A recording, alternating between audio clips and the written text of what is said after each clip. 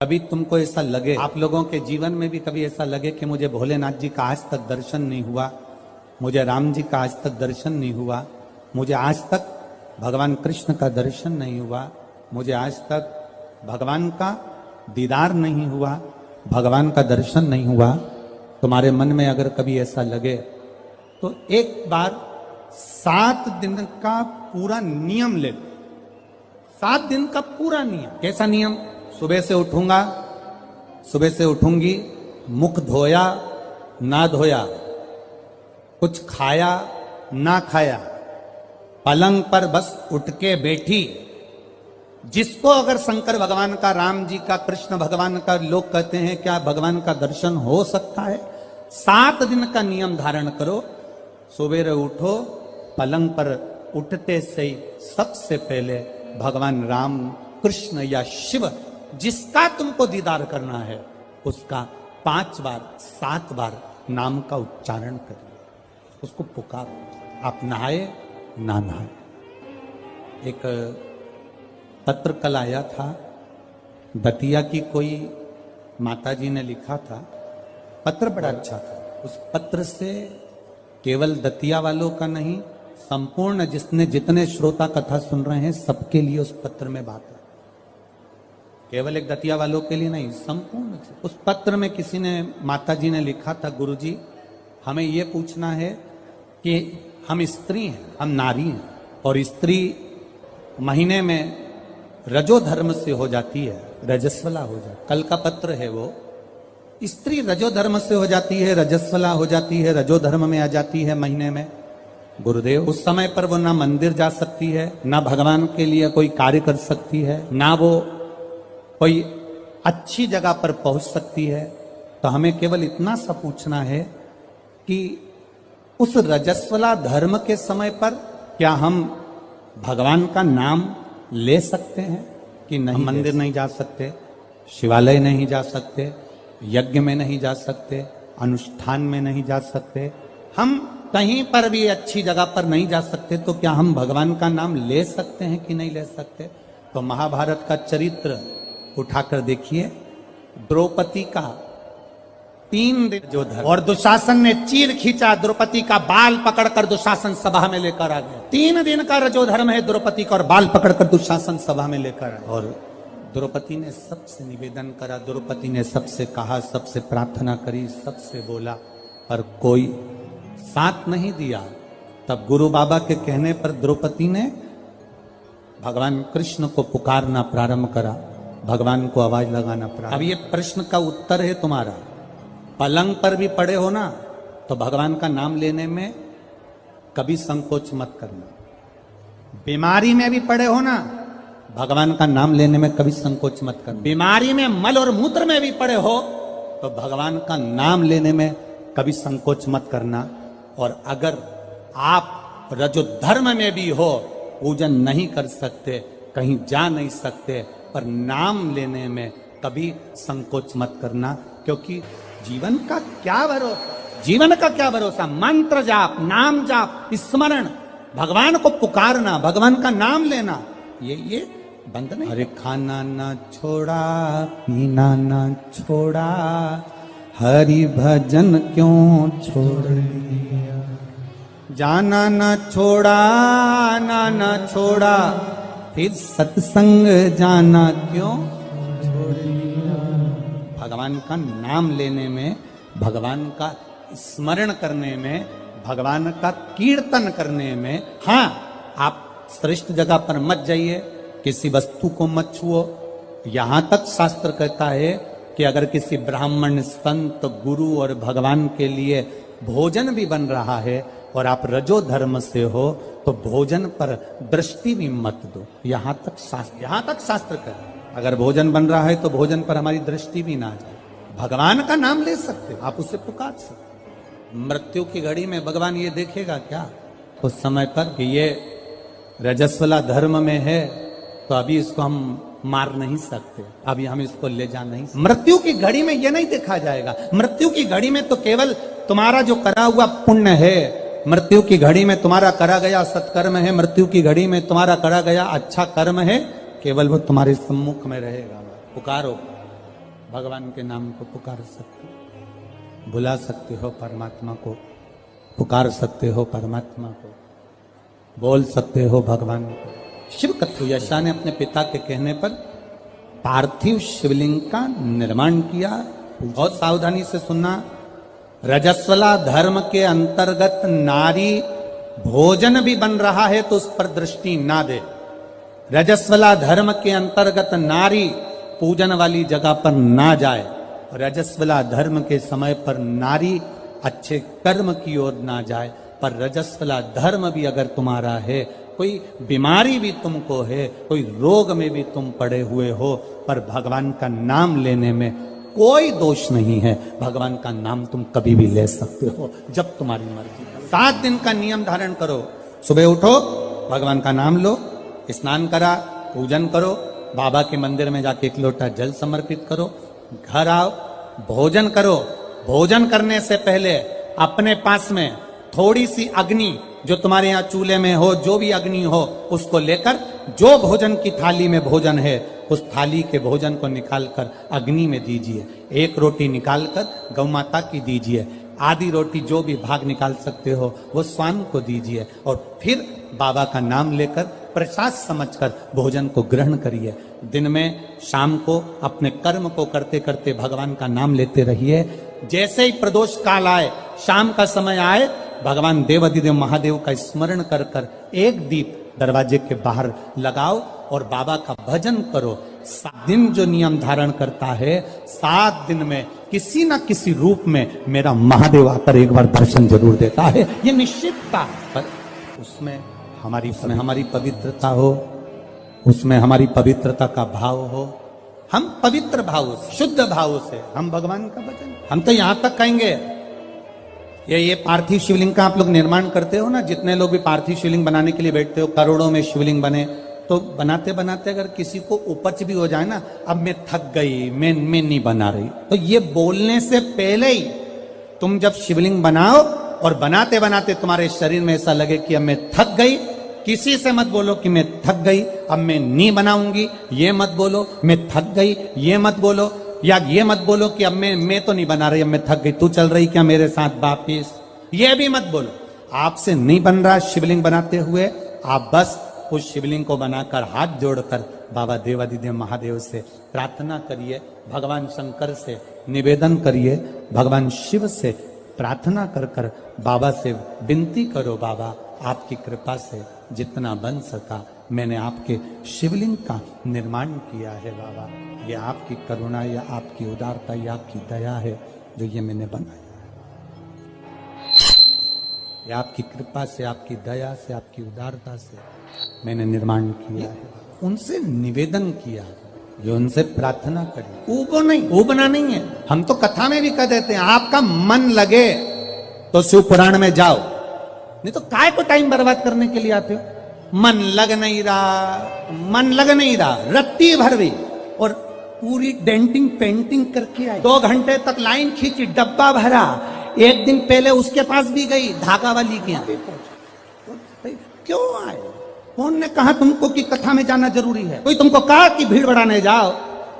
तुम्हारा मन लगे तो शिव महापुराण की कथा में आकर बैठो, नहीं लगे तो कथा में भी मत जाओ, अपने घर में मूंगफली सेको और 3 टाइम खाओ, समय बर्बाद करने मत जाओ। मन लगे, शिव कथा कर रही है, मन लगे तो महादेव के मंदिर में जाके 1 लोटा जल चढ़ाना। मन नहीं लगे ना, जबरदस्ती मत जाना कि मैं तो बाबा सियोर वाला महाराज ने कहा है तो जाना तो पड़ेगा, ना ना ना, बिल्कुल मत जा, बिल्कुल मत जा। मन करे वो कहते हो ना, दिल तुझको दिया ये क्या कर दिया, अपना मन, अपना दिल, अपना हृदय परमात्मा। और जिस दिन तुम परमात्मा को पहचानोगे उस दिन परमात्मा तुम्हारा और तुम। यहाँ इतनी ये दतिया की माताएं हैं, बहुत चतुर हैं, इधर साइड की माताएं बहुत चतुर। इधर की माताएं इतनी चतुर होती हैं कि शादी विवाह में अगर गणेश जी नहीं मिलते हैं तो ये गोबर का और मिट्टी का गणेश बनाकर मटकी पे रखकर पूजन कर देती हैं, और मिट्टी का भी गणेश नहीं मिलता, गोबर का भी गणेश नहीं मिलता। तो यहां की माता इतनी विद्वान है कि गुड़ की ढेली को तोड़कर आधी ढेली का गणेश जी बना देती और आधी ढेली का भोग लगा देती। और गणेश सरकार सही है, यहां की माता इतनी विद्वान है कि गुड़ की ढेली को, आधी ढेली को फोड़कर गणेश जी बना देगी, और आधी को हमारे यहाँ महाराष्ट्र में भी कहते हैं महाराज, गुलाचा गणपति और गुलाचा मेवा, मतलब गुड़ का ही गणपति और गुड़ का ही नैवेद्य भगवान को भोग लगा। दतिया की माताएं भी इतनी विद्वान है, जब गणेश जी नहीं मिलते, गोबर नहीं मिला, मिट्टी नहीं मिली, शादी के समय पर तुरंत घर की जो बुजुर्ग माँ होती है वो कह देती है गुड़ की खोड़ी रखिए ना, आधा टुकड़ा तोड़ मटकी पे रख दे, गणेश जी हो गए।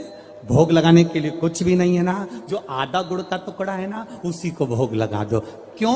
गुलाचा गणपति और गुलाचा नैवेद्य, भगवान गणेश भी यही है और भोग भी उनका यही। ये हमको बूढ़ी माता पहचान गई कि गुड़ की ढेली में गणपति है, और पूरे शादी में वो गुड़ का गणेश पुजाता रहा, पुजाता रहा, पुजाता रहा, और गणेश जी भी आशीर्वाद देते रहे, क्योंकि वो बूढ़ी माँ ने पहचान लिया कि मैं गुड़ की ढेली में भी हूं।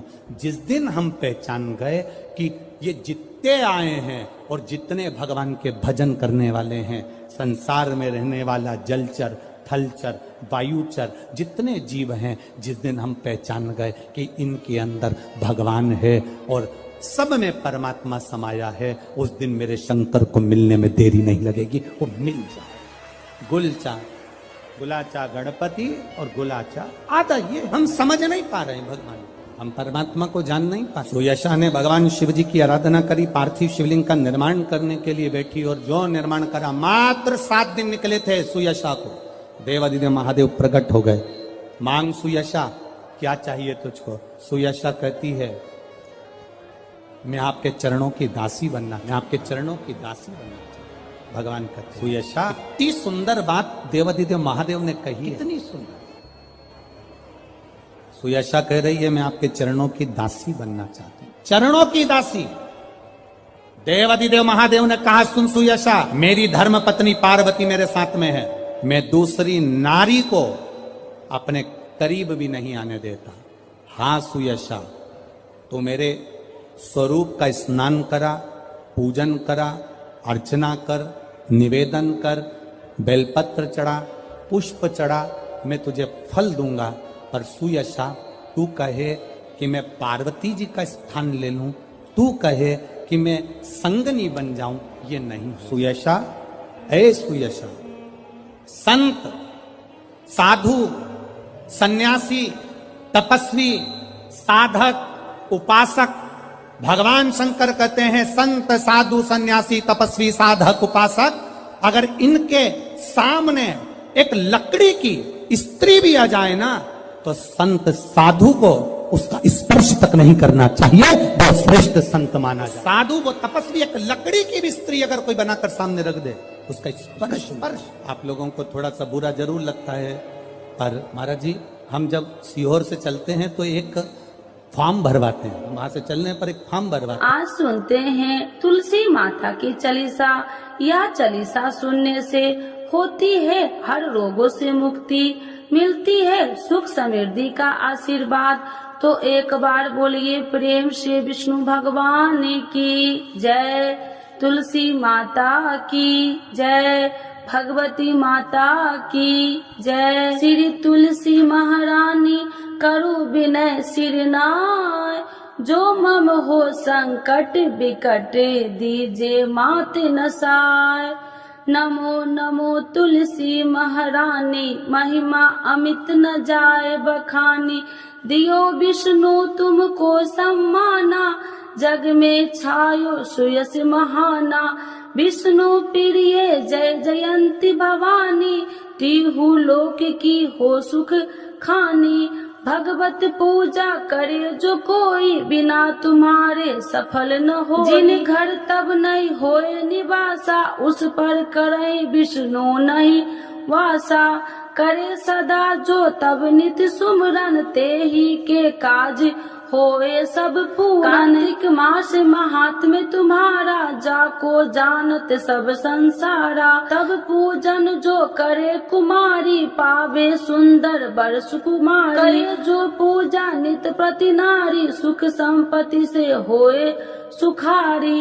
वृद्धा नारी करे जो पूजन, मिले भक्ति होवे पुलकित मन।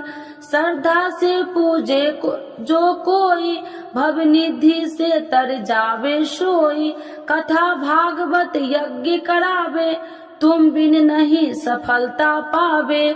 छायो तब प्रताप जग भारी, ध्यावत तुम्हि सकल चितधारी। तुम्हि मात यत्र तंत्र में, सकल काज सीधे होवे क्षण में। औषधि रूप आप हो माता, सब जग में तब यश विख्याता। देव ऋषि मुनि और तपधारी, करत सदा तब जय जयकारी। वेद पुराणन तब यश ज्ञाया, महिमा अगम पार नहीं पाया। नमो नमो जय सुख कारिणी, नमो नमो जय दुख निवारिणी। नमो नमो सुख संपत्ति देनी, नमो नमो अख काटन छेनी। नमो नमो भक्तन दुख हरनी, नमो नमो दुष्टन मद छेनी। नमो नमो भव पार उतारिणी, नमो नमो परलोक सुधारिणी। नमो नमो निज भक्तन उबारिणी, नमो नमो जन काज सवारिणी। नमो नमो जय कुमति नशावनी, नमो नमो सब सुख उपजावनी। जयति जयति जय तुलसी माई, ध्याऊ तुमको शीश नवाई। निर्जन जानी मोहि अपनाओ, बिगड़े काज आप बनाओ। करूं विनय मैं मात तुम्हारी, पूरन आशा करूं हमारी। शरण चरण कर जोड़ी मनाओ, निस दिन तेरे ही गुण गाऊं। करहु मात यश अब मोह पर दाया, निर्मल होए सकल मम काया। मांगू मात या वर दीजे, सकल मनोरथ पूरन कीजे। जानू नहीं कुछ नेम उचारा, क्षमहु मात अपराध हमारा। 12 मास करे जो पूजा, ताशम जग में और न दूजा। प्रथम ही गंगा जल मंगवावे, फिर सुंदर स्नान करावे। चंदन अक्षत पुष्प चढ़ावे, धूप दीप नैवेद्य लगावे। करे आचमन गंगा जल से, ध्यान करे हृदय निर्मल से। पाठ करे फिर 40 की, स्तुति करे माते तुलसी की। यह विधि पूजा करे हमेशा, ताके तन नहीं रहे कलेशा। करे मास कार्तिक का साधन, शोभे नित्य पवित्र सिद्ध होई जाई। है यह कथा महासुखदाई, पढ़े सुने सो भव तर जाई। यह श्री तुलसी चालीसा, पाठ करे जो कोई। गोविंद सो फल पावही, जो मन इच्छा होई। तो एक बार बोलिए प्रेम श्री विष्णु भगवान की जय, तुलसी माता की जय, भगवती माता की जय, सर्व देवी देवताओं की जय।